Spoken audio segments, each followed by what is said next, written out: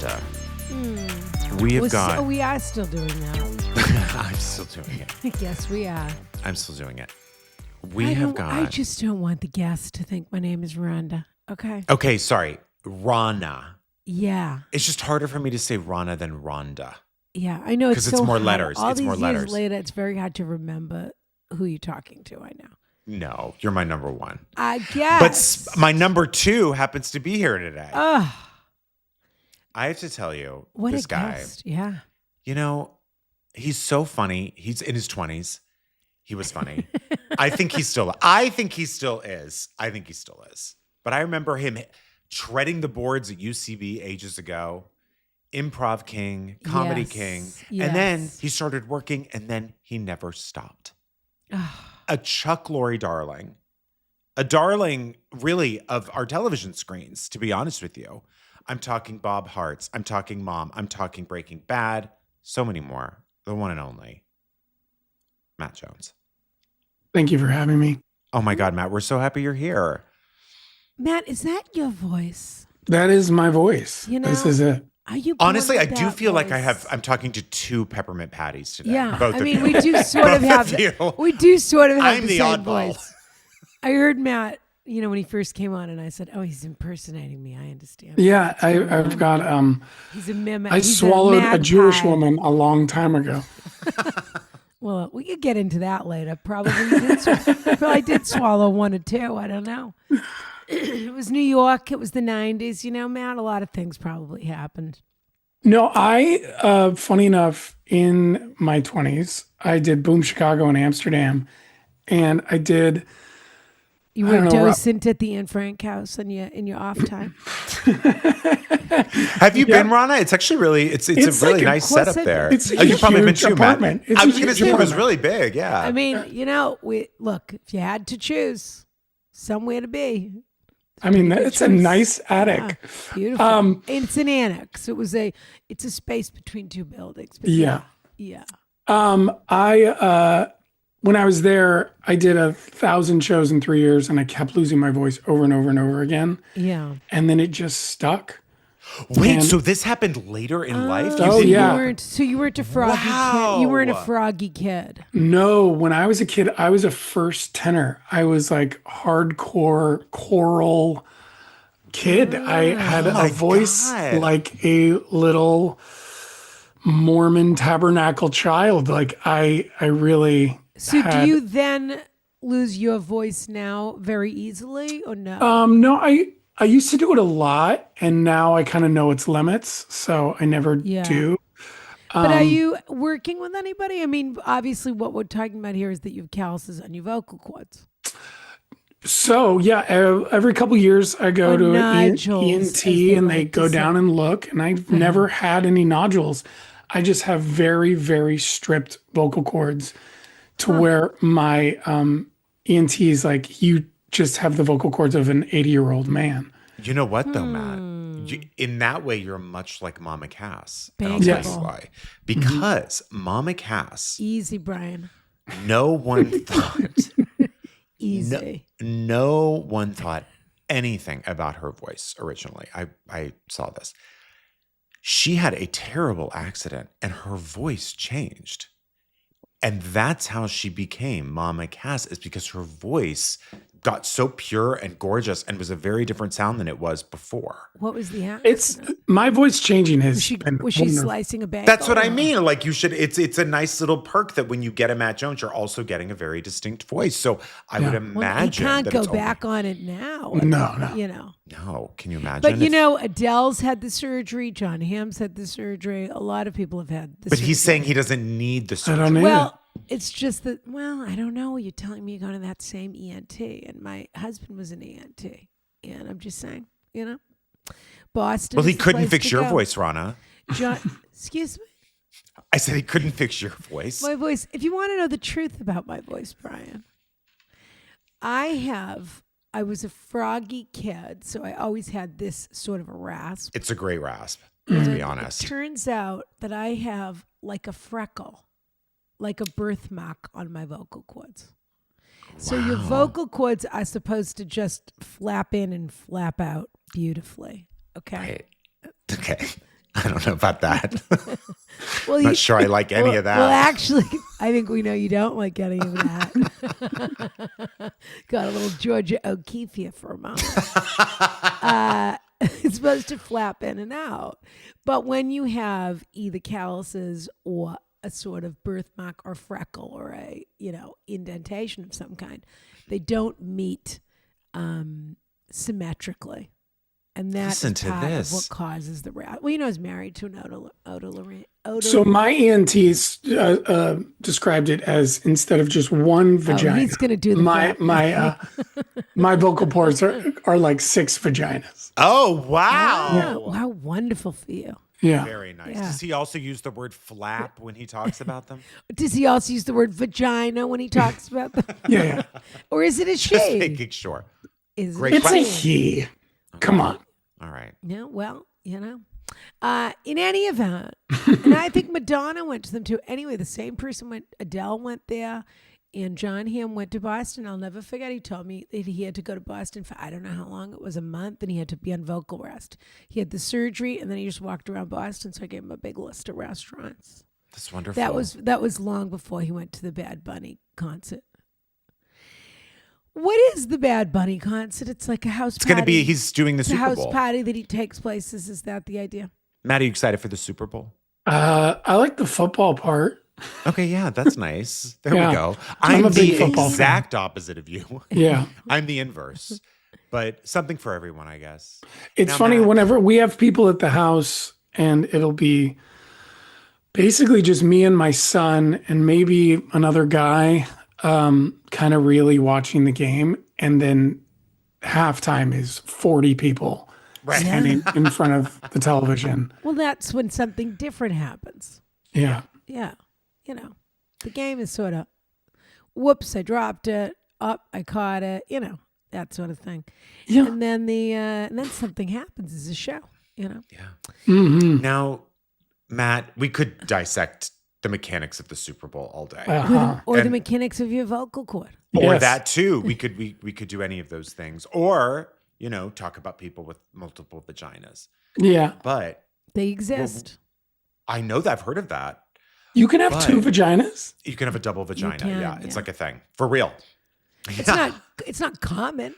No, I mean like actual 2 vagina holes or just multiple lips. Don't you remember that guy who did an AMA? You know what? You're getting tossed out of here in about 2 seconds. A guy that did an AMA about what, Brian? A guy did an AMA about having 2 dicks. And I was going to say, does anyone have 2 of those? No, I've seen there's like a video where a guy pees on a wall and you see 2 streams. Yep. But is it 2 actual full penises, or is it like when you get the vanishing twin, you get a little bit of this one and a real one over there? No, it's not like that. 2 giant horse cars. Well, who said they were giant? That's your fantasy, Ronna. oh, that's my fantasy. But I remember in the AMA, just directing traffic. Yeah. I gotta say though, the guy in the AMA, there were so many people on the AMA who were like, that's so cool. Oh my God, it's my dream. And I was like, to have 2 penises? Yes. Horrible. Horrible. Awful. That's worse than having triplets. I have to agree. In terms of who needs the attention, and also what happens? Does one, you can drink like I don't 2 think Coke both, Zeros, one chamber fills up and the other one, do they both pee? I don't think both could ejaculate. I think only one could ejaculate if I'm remembering it. Well, that sounds right. They didn't have 4 balls. So true. It is 9:21 in LA. So, Matt. What is this conversation? That's what I want to know. Show has we gotta go help some people. Worse and worse. This is the worst show we've ever done. As the fall has progressed, the show has gone down the twist. Well, I just dropped my kids off. I just dropped my kids off at school, and my son's 10, and all he wants to talk about is penises and farting. Of and course, it's all his life is. Butts. His life.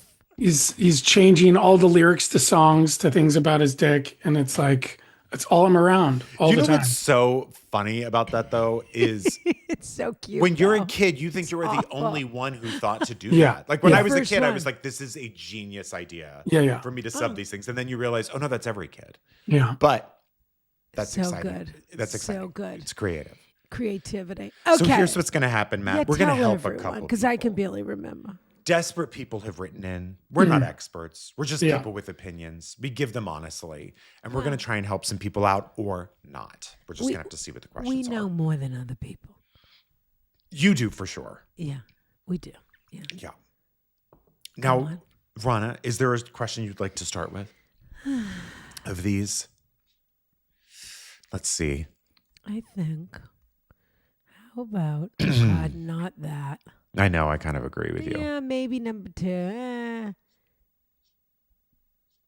Oh, there's that one about. Oh God. 4. Yeah, let's start there. That's good. Okay. Oh well, 5 is pretty funny too. Let's see. Let's do that. I mean, okay. Whoa, this one's like 1,000,000 pages, Matt. So settle in. Okay. Okay, here we go. Dear Ronna, Brian, and kind guest. We yet to be determined. TBD. I hope you are all wet. Whoa. I hope you are all well. That was What? me. That was all me. I'm telling you, the garbage way this show started has really put something into my I brain. know, but we're having a little bit of fun. No, are you kidding? I'm having a Yeah, blast. just a little bit of fun. Dear Ronna, Brian, and scrumptious guest, if applicable. Oh, okay.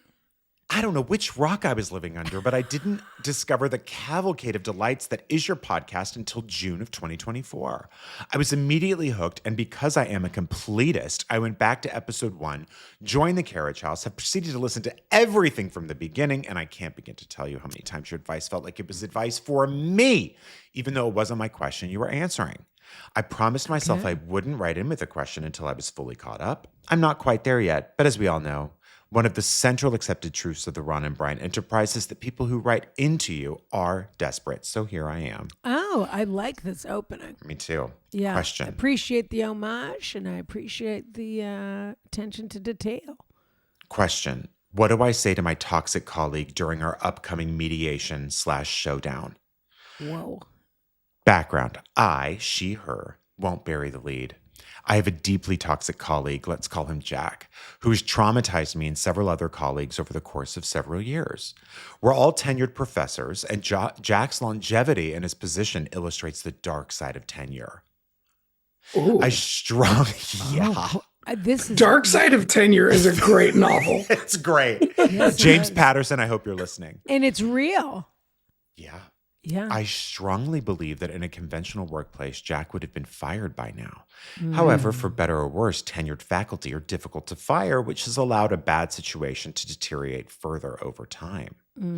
Jack's hostile and unprofessional behavior has hijacked many a department meeting. He thinks he's the smartest guy in any room, even when his arguments don't hold up. When his claims are questioned or critiqued, he often lashes out in response, either with a cutting remark or a long, scolding email screed. He has a long track record Screed. That's what it says. Yeah. Is that a word? Yeah. Oh. He has a long track record of challenging or circumventing authority in pursuit of his pet projects and will often operate in secret until his plans are so far along they can't be stopped. So far just sounds like someone you work with. Anyone works with. Right. But anyway, go on. He's the most uncompromising person I've ever met. He's made it clear through his words and actions he has no qualms about steamrolling anyone or anything that may be an obstacle to exactly what he wants and exactly when and how he wants. I would love some examples here. I don't know if we're going to Yeah, get I any. mean, if we're not going to get any good examples, I'm not going to be able to side with you. That's right. Yeah. When Jack first came on board, his outbursts were fairly few and far between, and after each one, he seemed to have some self-awareness that his temper had gotten the better of him. He would even apologize, at least sometimes. Jack and I were friends at the time, good friends, I thought. We were part of each other's social circles and vented mutual work-related frustrations to each other. Back then, when he got frustrated, he'd send me emails and ask me to look at them before sending them to their intended recipient. Well, that's responsible. I would help him soften his tone and advise him to come out his most inflammatory statements. It took me far too long to realize that by serving as Jack's editor, I was actually enabling him. Yes. I'm afraid I played a role in creating the monster he's become. No. I can't even tell you how much more there is to say here. This is a very long letter. It's okay. I'm gonna just clean out my purse while you finish this. One night, a couple years ago, he sent me an email and asked me to look at it. It wasn't a good time for me, so I told him I couldn't help that night, but I'd take a look in the morning. He sent the unedited email out to a large recipient list that night anyway. Well, yeah, someone like that can't sit on an email. No, I mean, come on. And also, you were dead to him the minute you didn't answer his call. He targeted a single individual, and the email wasn't just critical, it was nasty. And since it was sent to many others, it was humiliating to the person who was targeted. I was horrified. I felt guilty that I hadn't helped Jack shape his screed.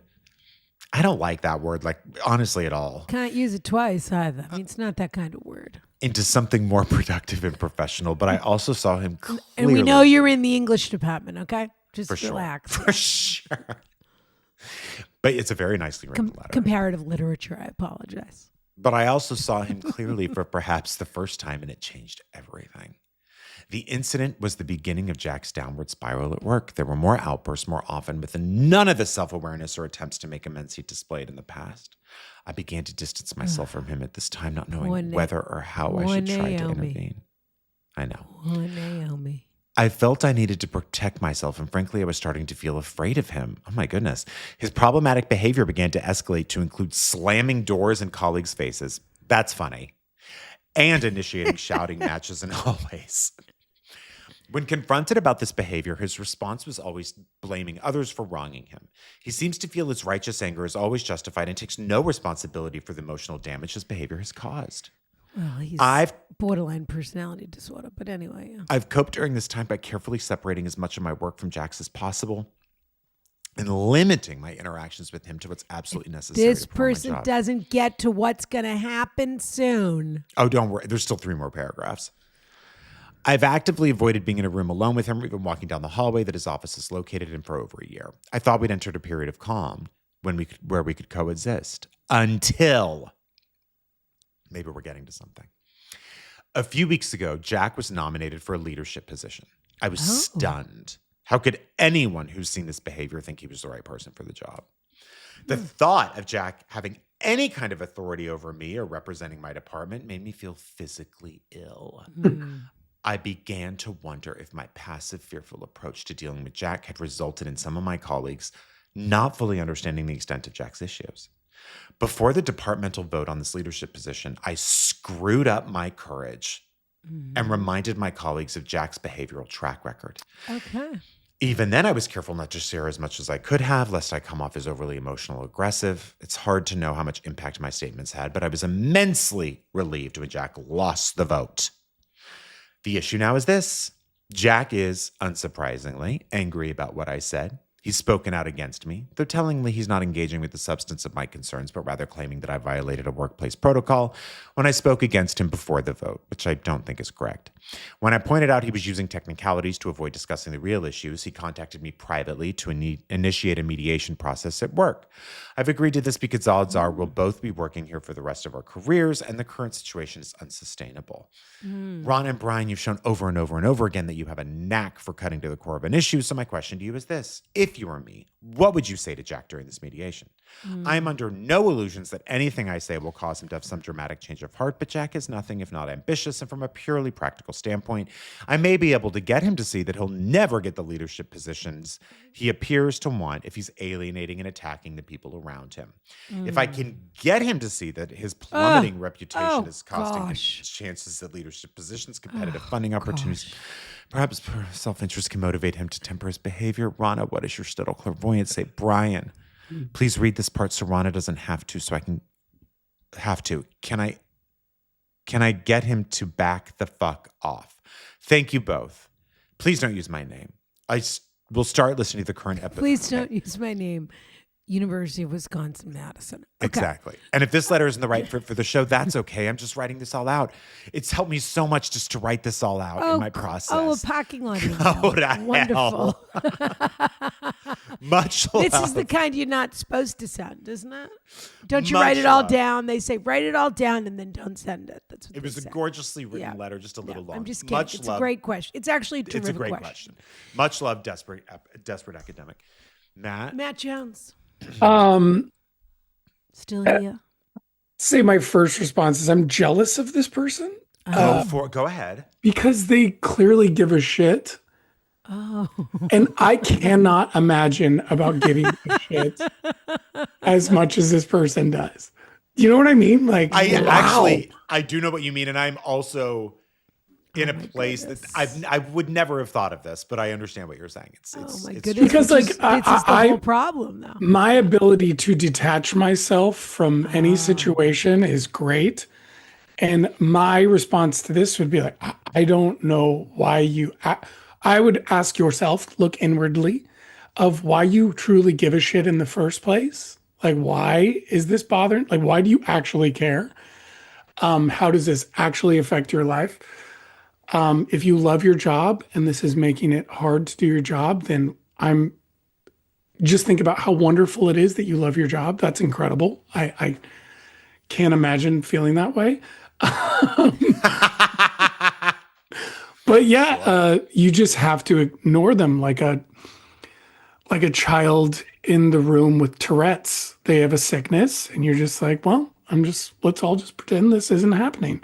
I think that's the best way to go about it. Is detachment. It is a good way to shut down a narcissist. Yes. If that's what's happening here, is just no reaction. That is like what they say. Yeah. For something like this. How would you have conducted? I absolutely love your point of view. I'm curious. Maybe this is too much of a loaded question, but I'm curious what you think the initial sort of injury was. Where did she make the first wrong choice? How would you have proceeded in this situation differently? Basically, the recap was, first he was kind of a big personality.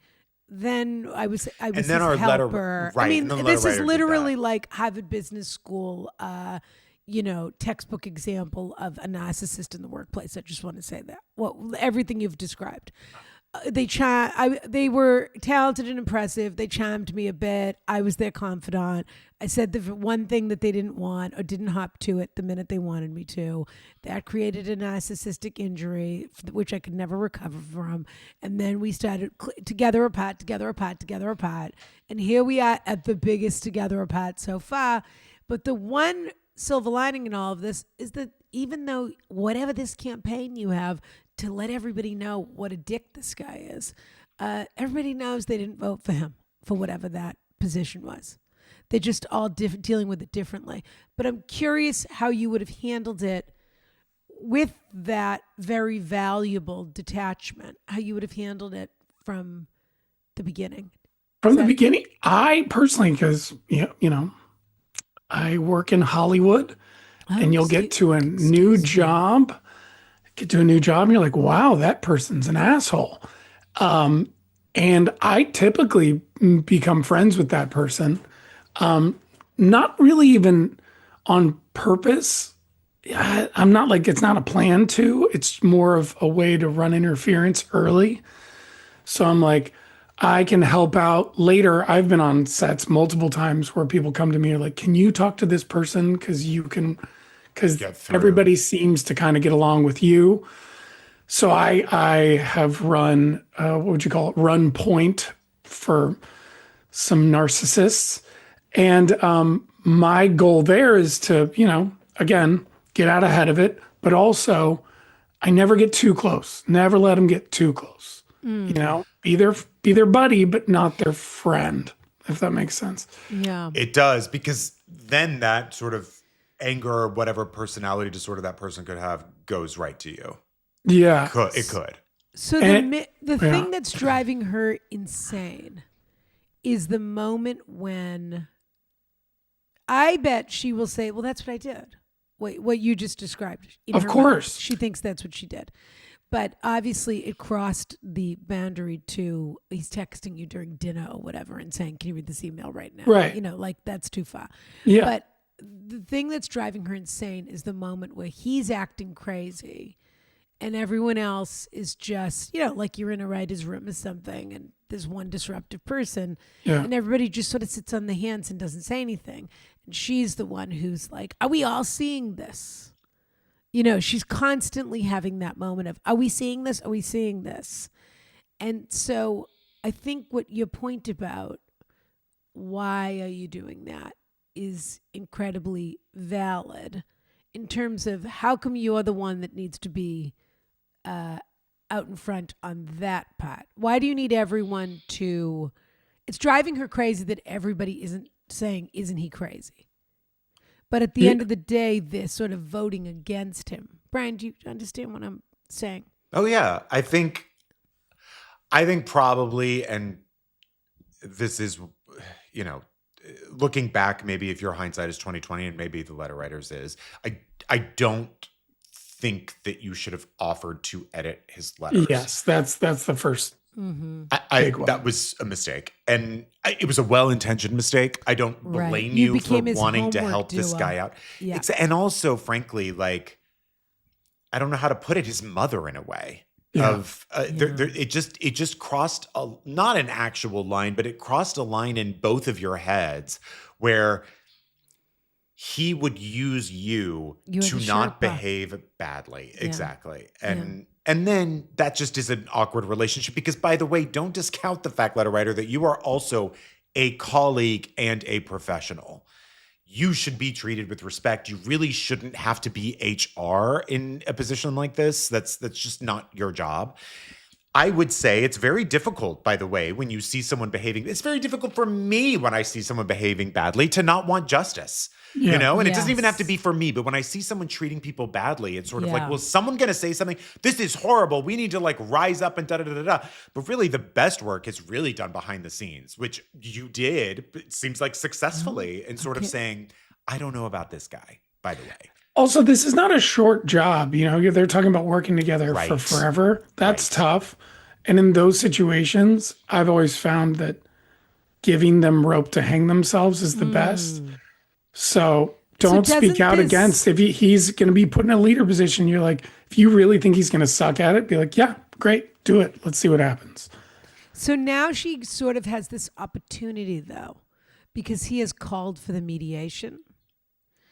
And even can you guys help me explain that? I don't really fully understand it either. I believe what it is that he has contacted HR and said, we need to hash this out, essentially. He is coming after her in some way.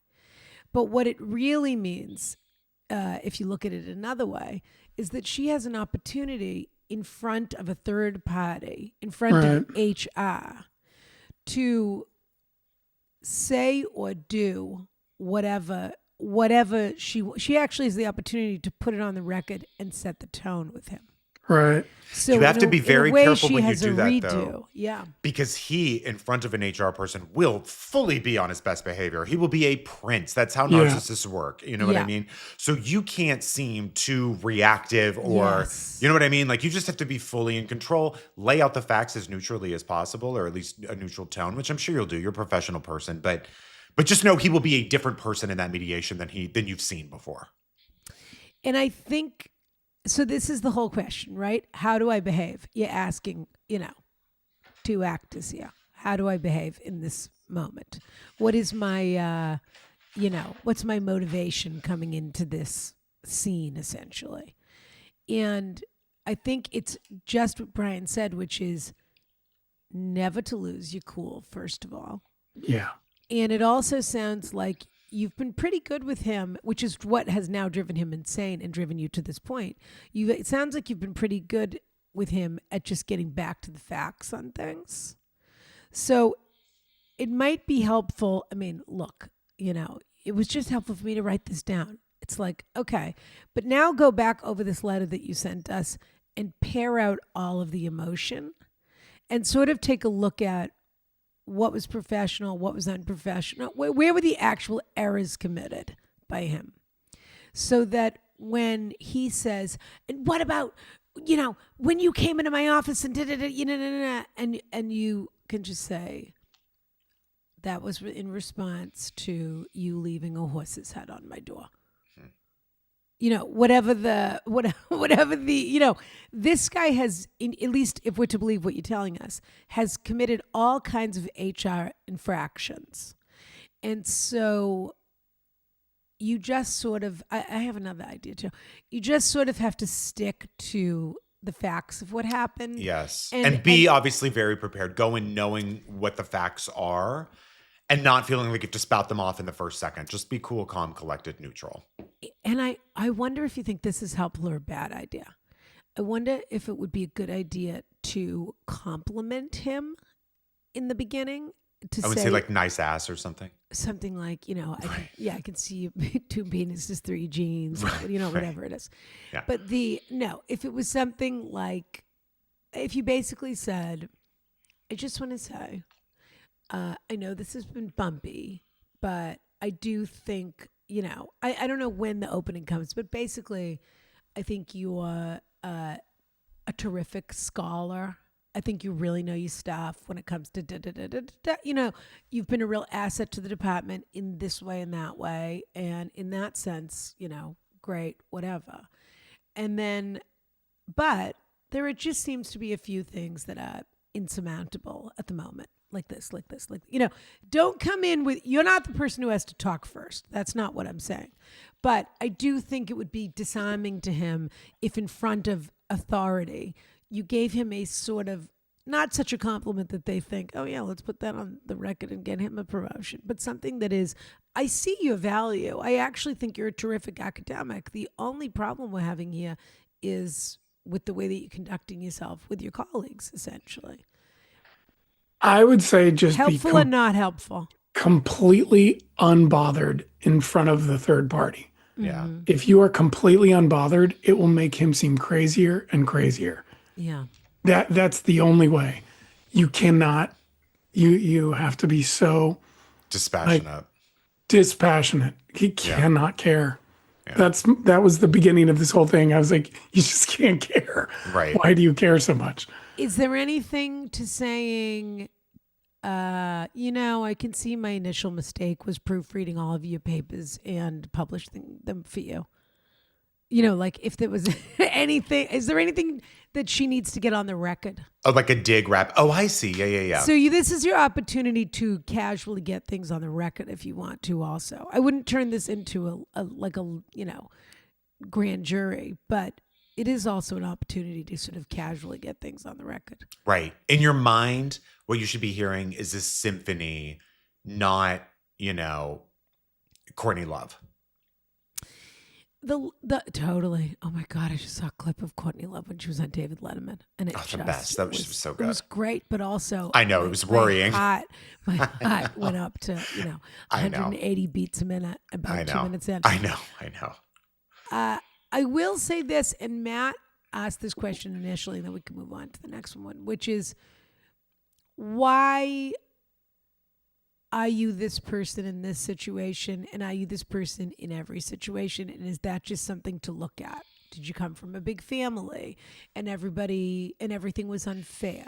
And all of these, by the way, this isn't a knock on you. It's just that it may be getting in your way of being your most successful, regulated self. That's all. Yeah. The kind of making this kind of decision over and over again, which is, I'm going to be the person that gets justice for everyone, when everyone else is sort of thinking, I wish this meeting would end because he's just going to scream a bunch and then we can go or whatever. And the sad thing is every sports team, every Super Bowl halftime show, every Super Bowl, every set I've ever been on, no matter what, there's always one person that's going to be the weak link. Yeah. There's always going to be one. And the weak link can really, unless you have some sort of sense of self and well-being, that person will absolutely drive home with you. You'll take them home at night. You'll wake up with them in the morning. I mean, they will always be in your head because it only takes one person to sync everything. So you just have to, you have to really just be kind to yourself and calm, cool, and collected because otherwise you could look a little histrionic. And we don't want you to look like that. Never, ever. Yeah. Yeah. And is there any trick if you feel yourself, your blood boiling? Is there anything either of you do to get yourself back to the baseline? Could moon somebody. Yeah, have a drink. Mm-hmm. During the meeting. Yeah. Just open your bag. Bring a flask into take so out a flask. funny if she did everything perfectly and then one question before the end she had a sip out of a flask would be very funny. That would be good. But this is just my cough medicine. Mm-hmm. Yeah. People say to breathe so that your butt can feel it. Like that's not even a joke. That like you really breathe to where like you actually feel it all the way down there, and then you release and you feel much calmer. I have not really ever done this, to be honest, but people say that. Yeah. All right. Should we move on to our oh, for sure. Let's do another other one. question? Yes. What's our other one going to be? Let's see. I will say it's a bummer because, look, people are more, there's all kinds of, they talk about sort of orchids and dandelions and all the different kinds of people. The different people are different amounts of sensitivity and how they thrive in different environments, et cetera, et cetera. And you're a very sensitive person, which I'm sure makes you a wonderful friend and great at your job and all these other things. And unfortunately, these monsters they're everywhere, Okay, we've got, is wearing white to a gay wedding welcome reception considered gauche? Matt, that feels very you. Help mom get her groove back after surgery. Mm-hmm. And a political one, which I've been avoiding. Ooh. Is that interesting to you? Sure. Like how to deal with families that have different political views? Yeah, let's walk into the fire. Oh dear All God. right. Let me see God. here. Where is it? Okay, it's the first one. I'll read it. Okay, here we go. On to number 2. Matt, tell your son I made that joke. Good evening, Ronna and Brian. Listener from day one, follower on all socials, and supportive of everything you both do.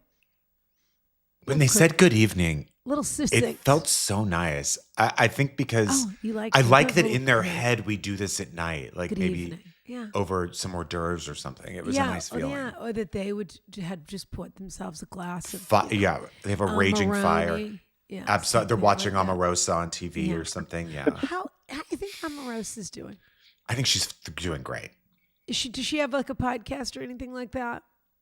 Matt, you work in Hollywood. Do you know? She was sort of the Candace Owens of the first administration. So, but even Candace Owens is now, I think, she's fed up in her own world. Yeah, she's entered Wendy Williams territory now. I think. Yeah, just the trees are talking to her, and everyone, and that's valid information. Anyway. Right. I come to you today with a question that I'm sure is plaguing a lot of Americans at the moment, which is, and I would say it's probably more than America, it's probably everywhere in the world, this question, but which is, how do I continue to love my MAGA family with everything going on at the moment? I find recently that MAGA is not really the right label for everything that we're talking about anymore, but I know it's the one we're using, but it feels incomplete to me. I just want to say it feels a little bit monolithic, if you know what I mean. Because there are levels of it. Is that what you're saying?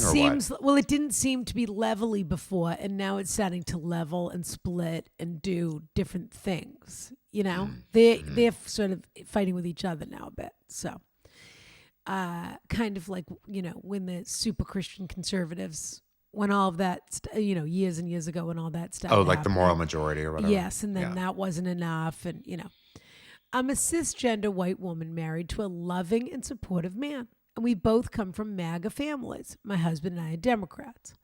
Our families have always been Republican, but Trump has brought out the bigot in them all, and I'm at a loss. Also, I think, it's also giving some Republicans a dirty name.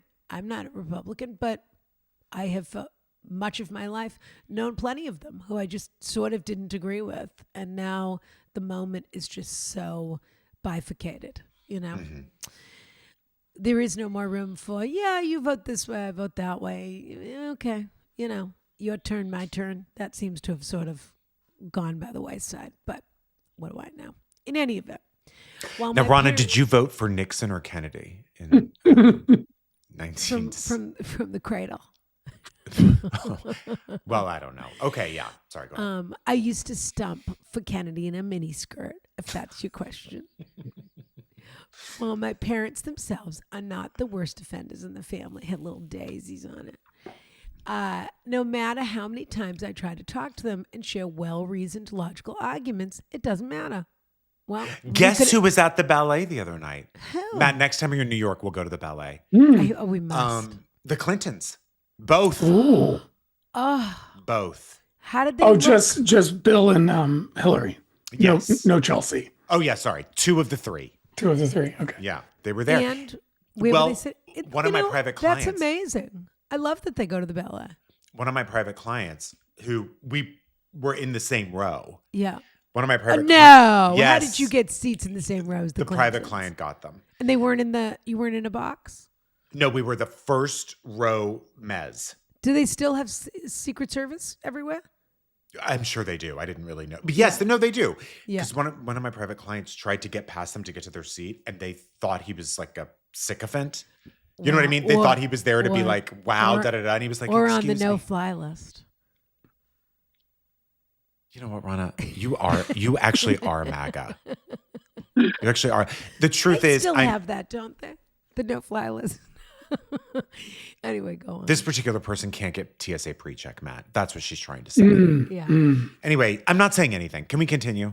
No, so all jokes aside, he said he tried to get past them and they Sort of acted like them? he was allowed to go past them, but they sort of thought he was there for like a picture. And he wasn't. He was just but they there were to be willing like, to take "Excuse me." one. I don't know about that. They were just Okay. sort of like, Oh, oh, hi, da-da-da. And he was like, Yeah. hi, do you mind if I, because you know him, Ronna. He's like Yeah. a man of very few words. Yeah, he's wonderful. Anyway. I have to say with the Clintons, the fact that Hillary and they're still together is amazing. It All makes these years later. absolutely no sense. Amazing. You think it doesn't. They like still go out together. That's I know. crazy. They like go to the ballet. I mean, they left before right when the curtain closed, they were out of there. You know what I mean? But like, it's wild to me. They were just there to have a private moment. There was no photo op. You know what I mean? It is wild that they operate as a couple because I guess they are one. But this is the thing that everybody has missed about them. This is the thing that made this story as complicated as it was, is that at the end of the day, they're best friends. Yeah. I And guess so it doesn't mean all the other stuff is like, you know, all the levels of, are you going to live with this? Are you not going to live with this? You know, all the behavior and the decisions and on both sides, etc. But at the end of the day, they met when they were like 24. And I think the other thing you realize as you get older, I mean, obviously I'm much, much older than both of you. But did you and Hillary both work for Nixon? What you realize That's how she started. What you realize, I told you I was on the other side. Oh, that's right. But what you realize is, as you get older and older, you have fewer and fewer friends, and at some point, you sort of have to make the decision whether you want to stay married or not, because the person that you're married to is the only person that knows what you're talking about anymore. Oh, yeah. Can I be honest about something? When you say, "Remember that time we were in Italy and then I fell off the boat," and they're still the only person. I would love to see now they're the Hillary only fall off a one boat. they're the only one that knows that story now. So you have to decide whether you want that. It's either that or you move in with your sister. Those are like the two choices that you have. You stay married, you move in with your sister. I have to be honest about something. No. I wasn't there the night the Clintons were. Oh God. My private client was. And he told me that story and I inserted myself in it. I went to the that's ballet okay. the week after. That's okay. So I just had to get that off my chest. It's a better story if you're there. I agree. I'm going to after today, I'm going to start telling people I was there. Wow. We can unpack No, this Matt later. understands. Okay, let's get back to that. Okay. It's funny. I was having a very long conversation with someone about Bill Clinton just yesterday. And I hadn't barely talked about Bill Clinton, but it's because Tony Blair's back in the news. It made me think of Bill Clinton. But in any event, okay, I'm at a loss. My opinion is, personally, by the way, that the letter could end right there. Every time with this letter, while my parents themselves are not the worst offenders in the family, no matter how many times I try to talk to them or share well-reasoned, logical arguments, it doesn't matter. I think that could be the end of the letter, to be perfectly honest with you. But my husband and I have 2 wonderful young children who are adored by our families. I feel like a hypocrite accepting vacations and experiences for my children that my husband and I would otherwise not be able to afford from people who think I'm going to hell for not mourning the, quote, loss of Charlie Kirk. This incident in particular has brought a divide into my family that I am having difficulty stomaching. Okay, shtetl. My husband and I have solid federal or state jobs in healthcare and are not, quote, struggling. That's interesting. That's very interesting, too, that you work for the government. Right. You know? Like all those poor generals that had to sit in front of Pete Hegseth yesterday. Be humiliated. When he told them they weren't allowed to be fat. I just wish somebody had turned around and said to him, "Do you know what I did in Afghanistan, you mother effer? Right. It's my turn to come home and eat sandwiches at my desk." You know? Or something that guy's drunk, Pete Hegseth. I mean, nobody turned around he's a mess. and just said, "You're a drunk and a cokehead." Right. Who are you talking to? They were silent. And you spill silent. Government secrets to the lowest bidder. The whole room was not even a bidder. He's texting his wife. He just does it. Yeah. In any event. Not struggling. But we certainly couldn't afford to take our kids to Disney World every year like my parents are able to do for us. My God, who could? You have to be a billionaire. The boys are in daycare or school full time. My mom will help with babysitting from time to time or help get my son on the bus in the morning since it comes after we leave for work. My husband wants us to set more boundaries, but they are family and I have trouble drawing the line, particularly when it means our boys have more people who love them and give them meaningful experiences. What do I do? How do I stomach the people they've come to reveal themselves to be when we are so diametrically opposed politically and on human rights in general? I've been sick to my stomach watching their reactions about Charlie Kirk, and it's brought everything to a head. Help me, Rhonda and Brian. Kidding. Help me, Rhonda. Help me, Ronna and Brian. I feel like a big win. You're my only hope. It says Ronna, not Rhonda. Love, anxious on the East Coast. P.S.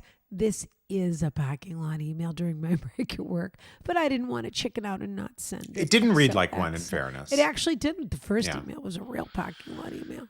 Matt. Those are written by people in their car, Matt. Do you have MAGA relations? It doesn't actually even matter because are you a MAGA relation? It doesn't matter. Yeah. I mean, I feel like it's weird if you don't have someone in your family that is rides hard for this administration. Yeah, I mean, the country is 50-50, so it's like if it would be, I don't know. I think it's strange if you don't know somebody who is. Yes. Yeah, I go back to my other point. Like, you really have to ask yourself, why do you care so much? I know how I'm going to vote, and if I need to go out and protest, I will do that. But you're never going to change anyone's mind in this world. You will never do it. Fact. And you are certainly never going to change anyone's mind over the age of 60. It will never happen. It is futile. It is an exercise in just driving yourself crazy. I also, though, I do believe that there are certainly boundaries that can be set up with, like, hey, we just disagree. Can we not talk about Charlie Kirk?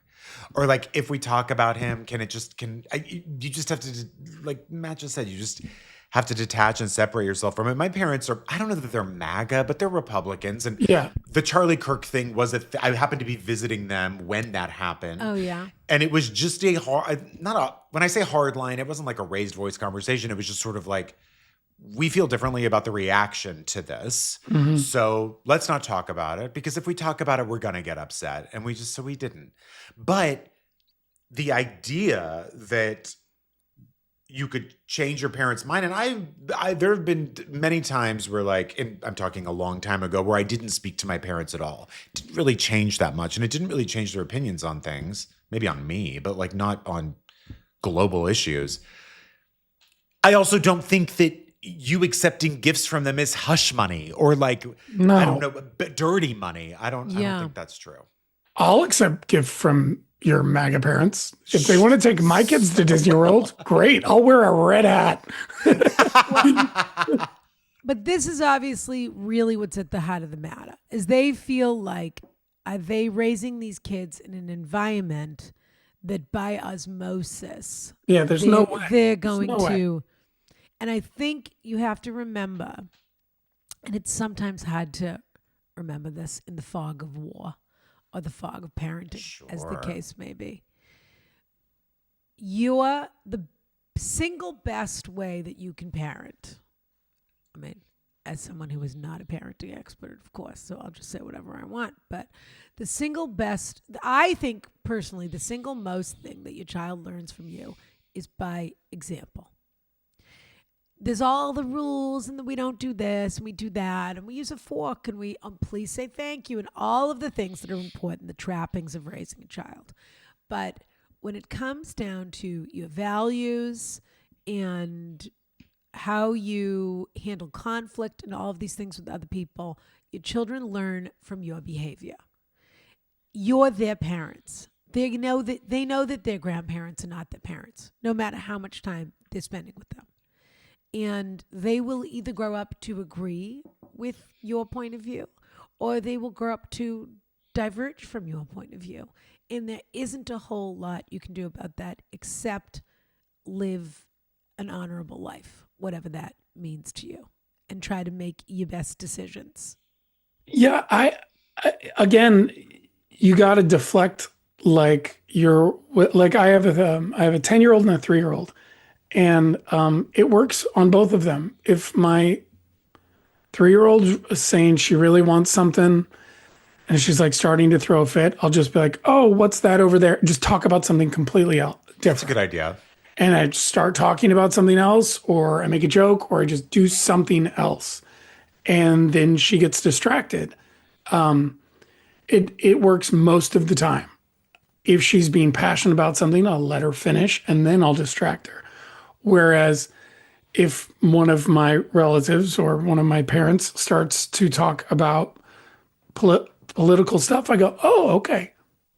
Hey, Jasper's got a baseball game this Saturday. Do you want to come? And just change the subject. So smart, because you arguing against it is going to do nothing but cause more agitation for everybody involved. But if I never engage in that way with them, ever, then it shuts it down forever. Then they just stop bringing it up. They just don't bring it up anymore. Yeah.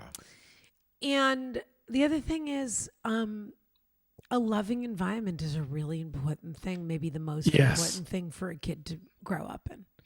And these people may have like sort of lost their minds a little bit when they turned, however old, or when whatever thing happened. But really, and frankly, even because of Trump, I mean, that really is an effect that people did lose their minds. It's also generational. And there's like two things. I mean, first it was QAnon, now it's this. It was something else, but it was a Tea Party. Tea Party, right. I don't know. It's always been that way. They need something, okay? They're looking down the barrel of the second half of their life, and they need to feel that they're right about whatever it is. And I just wanted to... Well, and also now what they watch is basically Jonestown at this point. Like it just is like it's news stories I've never heard about in my life. I mean, like when I was home and watching, like I would walk in the room and I'd be like, I've never heard of what they're talking about on here. And I do think, we sort of toss away the algorithm, the this, the that. But that is probably the single most corroding element of our society at the moment, which is that there no longer is, well, there's the evening news, and then there's everything else that you want to explore beyond that. There is no longer just a source of this is what happened, and then you can decide how you feel about it or what side you're on or whether you care or you don't care. But people don't even realize anymore that they are only being fed. I mean, Facebook was sort of the beginning of this. I don't have like a fully fleshed out philosophy about this, but I just mean that everybody really only wants to hear what they want to hear. And when your parents hear you talking, I just want you to know they look at you and they think that you are 14 years old and that you haven't even read a full novel. 100. They think you're not informed. They think you know Totally. nothing about the world. And they will think that when you're 50, and they'll think it when you're 70 and they're 90. And that is just how it's going to be. They will always infantilize you in your opinions, in their mind. Distract. If that has not been if you have not had a open Socratic discourse with them for your entire relationship.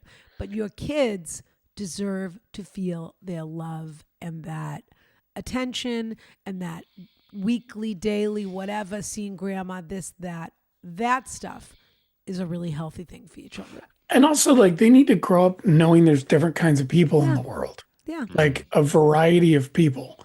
Because when we go see some of my family, my son will be like, hey, what that person said was crazy, right? And I was like, yeah, why do you think it was crazy? And he figured this out all on his own. Like, he's figuring it out. Yeah. I don't need to spell anything out for him. Right. He sees our life by example and then sees these other people talk about other things. And he comes to his own conclusion. On the reverse as well, though, he goes to school in LA that is a little too hippy-dippy on the left. And he's come up with his opinions on that too. And I agree with him there. Without ever having to say that to him, you know? We don't believe. You let him come to you and then you say, yes, let's pass this out, buddy. Yes. Yeah. So there, and I try to put my kids in front of a variety of people so they can make their own decisions. And I don't politically stand with really anybody anymore. I mean, I don't know anybody who's like, I am hardcore Democrat or Republican. I just don't know anybody that does that because everybody's just so stupid. It's just such a mess. Yeah. It's such a mess. Well, Brian and I aren't, but yeah. We aren't what? Stupid. I am stupid. I think I've made that very clear. Okay. But you're not, Ronna. Matt, you're such a wonderful guest. We've reached the end. You're just I'm fabulous. I'm so sorry you didn't get to have your coffee before we started, but I am glad. Is that true? No, I'm kidding. Oh. What was that other thing you were drinking? A polar seltzer? I had a seltzer and I had a bottle of water. Who was your seltzer by? I was curious about the label. Oh, mine is I get the Whole Foods one. Okay. Sure. Whole Foods plain seltzer water. Yeah. 365. 365. Matt, now there is one thing we do before we go, and that is we send a little gift to one of the letter writers. Ronna and I have like a little catalog. A walk-on roll-on Bob loves, Exactly. That kind of thing. A roll-on deodorant, Sure. Just kind of depends. Matt, who would you like to send something to? Do you have more of a feeling for the first letter writer who's having a struggle at work, who's going into this mediation, or do you have more of a feeling for what are we sending them? What are we sending them? Well, it depends. A lot of times we send we can send a gift from Goldbelly. Yeah. We send like a candle or something from the Labo. We send a body wash from Suzanne Kaufman. We can pick the person and then we can pick what to choose. So for instance, the first person we would send them to Disney World. And then the second person we would send like a sage stick or something like that. No, I would say the first person needs some CBD or something to really that's nice, something to chill them out. Yeah. They need to chill out. We could send like a Palo Santo candle. To recenter them going into the mediation. Yes. Mm-hmm. That's a nice sometimes idea. What we've done, Brian, is I don't know if we've done you and this Matt? in a while. Look, let's not get into what Matt and I have done. This whole Harold started with Matt talking about swallowing Jewish women, so it's really no one's business. Fair enough. But sometimes what we've done here, it has sort of felt like Harold, this show, has it not? It always does. sometimes we give them something, a lip balm, a scent, a something, so that they have that kind of going into the thing. They sort of have a little reminder that's to nice. take a breath, go in, and remember what their purpose is. Almost like a little Pavlovian moment. Yeah. And It's a dark way to put it, but yeah. I wonder if they're still doing those Officine Brie lip balms, because remember we couldn't get them for a while because TikTok followed everything we do here, Matt. TikTok explodes 2 months later on whatever we chose. Right. And here we're screaming in the dark, and somehow we're ahead of these trends. It's just what happens. I like that idea. Let's do the lip balm. Okay. And if they're out of those, then get her a Bonnie Bell lip smacker. Strawberry. Terrific. Yeah. Terrific. Okay. Yeah. Matt, thank you so much. You can watch Matt on a million different things on a million different platforms. Anything you particularly want to plug right now, Matt? Do you have a podcast, Matt? I don't have a podcast. Oh, no. It's for the better. And that's a good name for your podcast. It's yeah. With Matt Jones. Yeah. I've got a couple things coming up that I can't talk about. Okay. I will say I did do. I'm in a Law and Order SVU that's coming out soon. Oh, how fun! Yeah, with Mariska. Oh, and yes. I had a lot of fun doing that, and that airs That's sometimes. incredible. That's fun. That's like canon. Yeah. Yeah, that was a fun. Did you come to New York? Local hire? I did. I was in New York. It was fun. Yeah. Fabulous. Awesome. Yeah. Terrific. All right. We'll look for him there and everywhere. Matt, thank you so much. Such a pleasure. And what about socials? Matt Jones is dead on Instagram. That's all I got. There we go. Yeah. You got it first. All right. The name. All right, Matt. Kiss, kiss. Thanks, All right. Matt. Thanks, guys. Ronna. Oh, no. What? Nothing. No, nothing. What do you mean? Oh, God, nothing. No. What? No, it's nothing. I was watching a Lobemeyer chandelier at an auction, and I think someone else made. Oh, did my ballet trip inspire I think you Those outbid me. chandeliers are unbelievable, aren't they? I have to tell you, I'm afraid to tell you, I have been so in love with those chandeliers for so long. I had never heard of it. I Googled them after you told me about them. Oh, I mean, the first thing you did was you sent the picture, which that's the whole thing. The whole thing is you saw it, you knew it was something absolutely stunning and gorgeous and a piece of art. Oh, I feel good now. No, between those chandeliers and the chandeliers at Westminster Abbey, those are the two best installation chandeliers. May an earthquake never hit New York City. I hope that's that's how true. I feel about those God chandeliers. forbid. Yeah. They're the most stunning, the Lobemeyer chandeliers at the New York Ballet in the Met. Ah, gorgeous. Just absolutely breathtaking. Yeah. Gorgeous. Anyway, You ready for the cliffhanger? as I'll ever be. My dearest Ronna, were you quoting New Kids on the Block, Ronna? No, is that what they say? Something like, John, are you ready? Ready as I'll ever be. I can't remember what song that said. Okay, ready as I'll ever be. Yeah. Yeah, it's something like that. Or Joey, I guess. You ready? Ready as I'll ever be. Okay. My dearest Ronna, my sweet Brian, and the illustrious guest, if applicable. Sure. Thank you to Matt Jones. I cannot truly express how much I love you both, the podcast, the coffee, RIP, and everything else God, you brought. miss the I know. coffee. It's I a keep sad thing to remember. I honestly, I know who the company is that's producing the coffee now. Because remember Bixby, they got sold. I don't know what happened. Yeah, Bixby can go They can go Bix. Bix. Yeah. Okay. I think they still owe us about $250,000. Oh, but for I'm not sure they do. Yeah. But meanwhile, and he's where? Gallivanting all over the place, pretending he's Tom Cruise? Yes, I'm sure. Well, literally, that's not even a slanderous No, I thing know. to say. That's a That's fact. not even a slanderous That's a thing to say. fact. Is that still happening? In any event. I don't know, actually.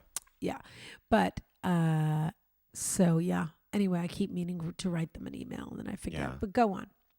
I cannot truly express. Oh, right. The coffee and everything else you've brought to our lives.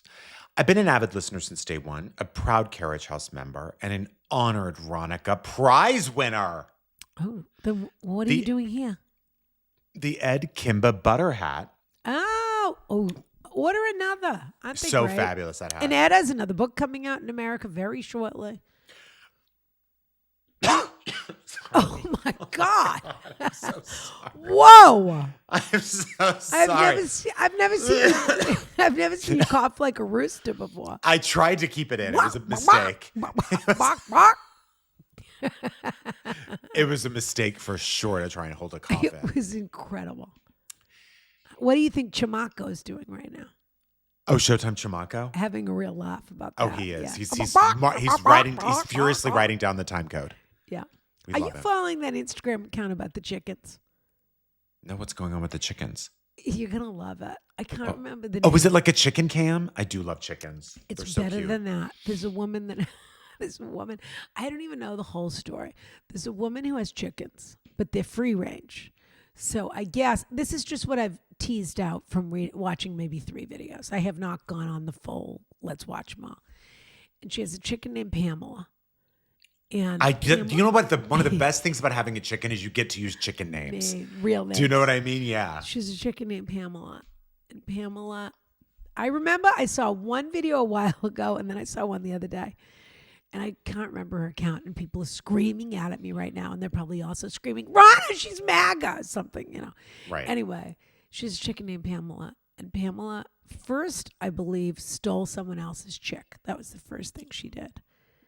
What she is a real piece of work, thief. Pamela. Yeah. And now I believe Pamela keeps getting pregnant over and over and over and over again. This woman. Every time this woman walks in, she's like, Pamela, what?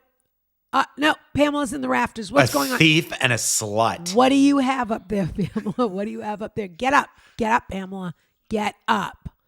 And Pamela gets up, and there's another chicken under there, and another. I mean, she just every time you turn around, I love her. Pamela's got another baby. I love her, and it's very funny the way that she talks about to the chickens. Oh, I can't wait to watch Yeah, this. it's your kind of thing. I'll find it. Oh anyway. my God. Okay, the Ed Kimber butter hat, which I wear often and receive compliments on like you wouldn't believe. Butter. This is my first time writing in for a question, so bear with me. Because did we do the Ed Kimber butter hat for like Ronica or for a live show? I think it was a prize at a live show. Yeah. I am seated calmly at my desk typing on a computer. Okay. I assumed. Not a parking lot email is what they're trying to translate. Okay, not a typewriter, not a parking lot He does email. a hoodie too, which is cute as can be. Oh, does he? I bet. Yeah. I keep forgetting to get into business with his merch people. They're very good.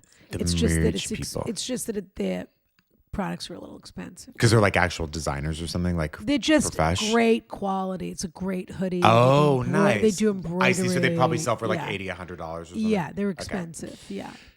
Thesis: what should I do about my job stress that's causing an impact on my health? Oh, I'm a 35-year-old fruit working You in the tell me.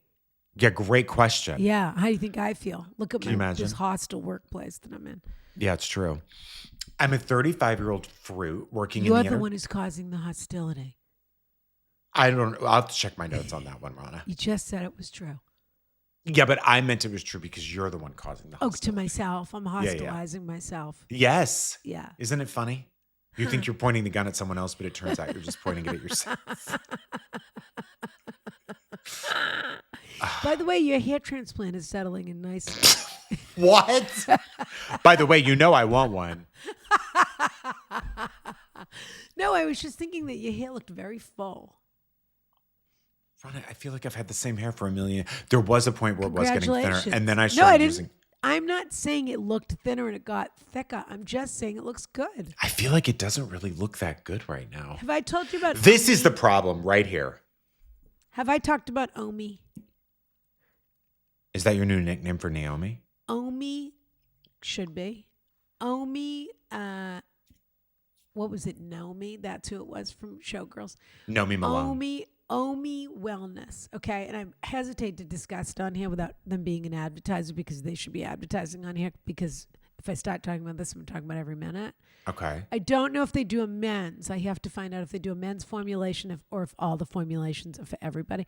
And also maybe Nutrafol is still a sponsor. So I shouldn't be talking about this. Okay. But they do a little bit of a different thing, which is Omi does a peptide.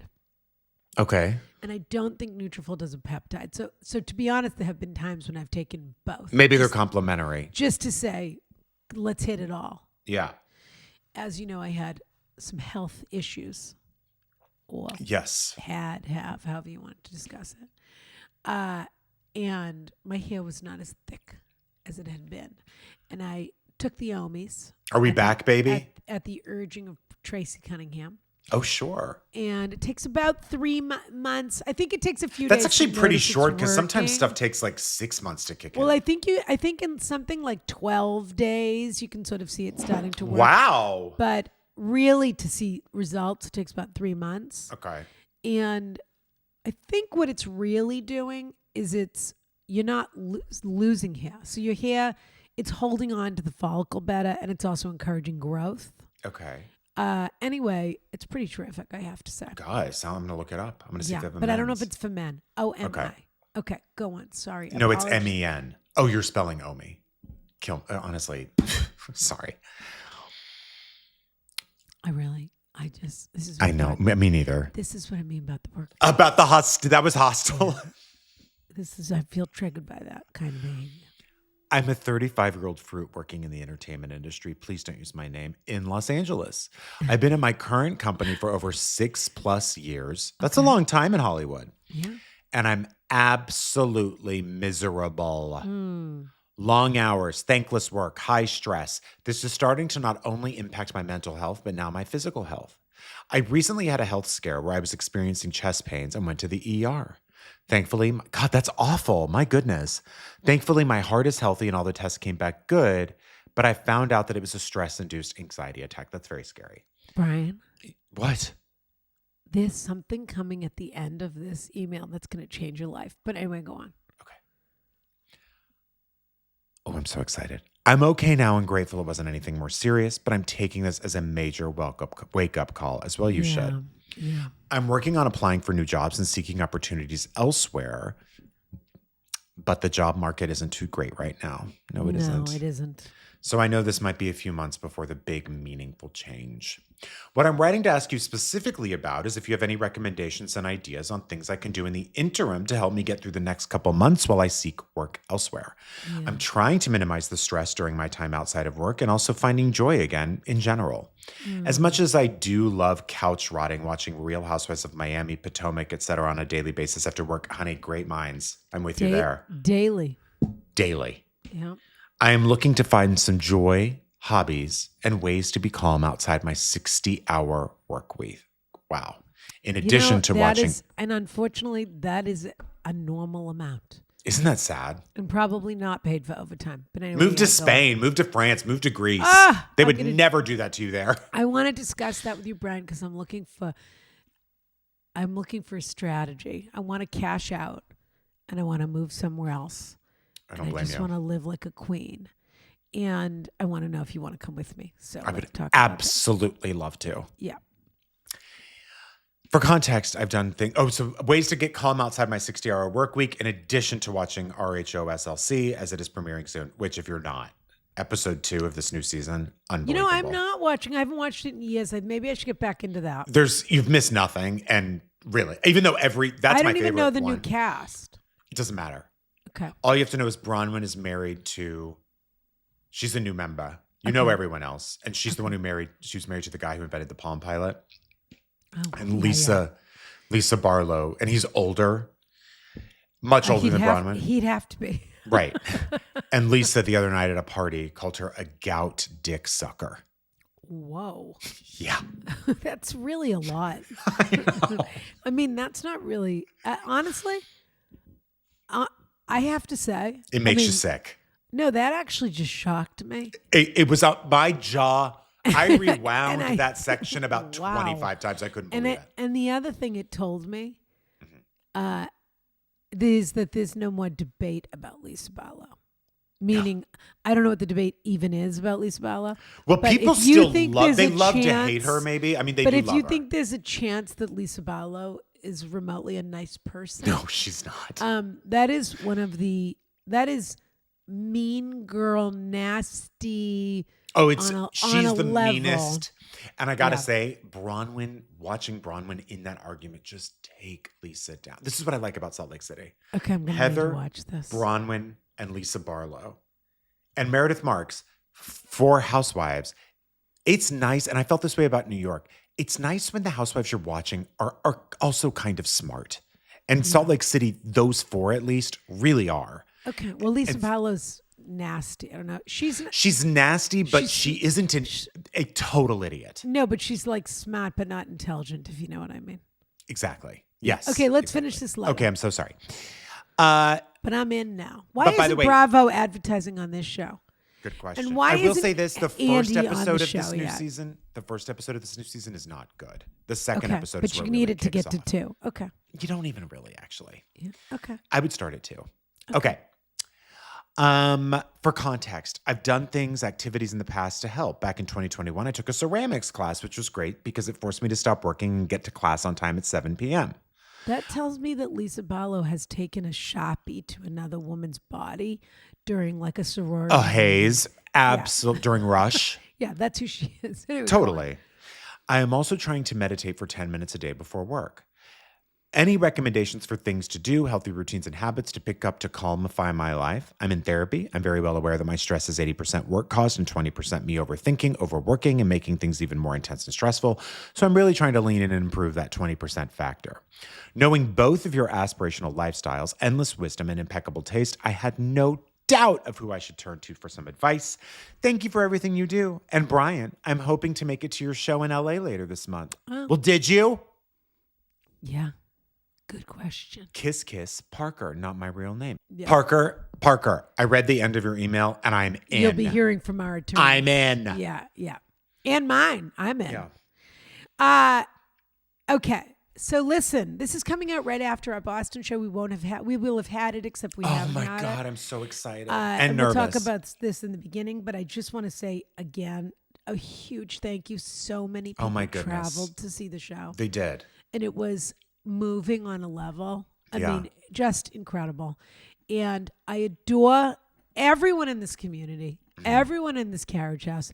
Can't wait to see everybody who's coming to the Spooky Key at the end of the month. Exciting. We'll be doing our costume reveal at the Spooky Key.